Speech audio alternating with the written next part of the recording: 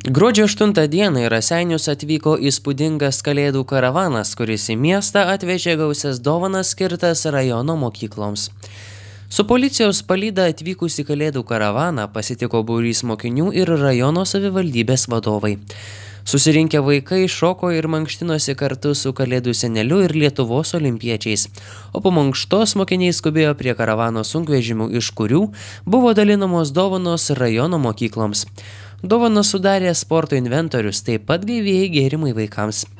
Tai kągi, laba diena visi, čia šiandien susirinkę, belaukiantis ir mūsų miesto eglutės įsižiebiant.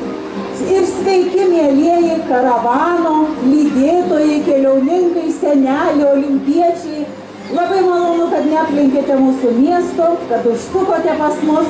Smagu, kad remiate sportą, skatinate sveiką gyvenseną ir džiugu, miela būti su jumis kartu. Ir manome, jog atvežėte sniego, tikėkime, kad vakare jo ir pasnigs.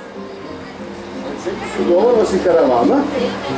Taip, senelė, mūsų dovana į karavaną ir tikimės, kad ji atiteks į geras rankas, kurios taip pat norės sportuoti ir dalintis šitais kamuoliais su visa bendruomenė.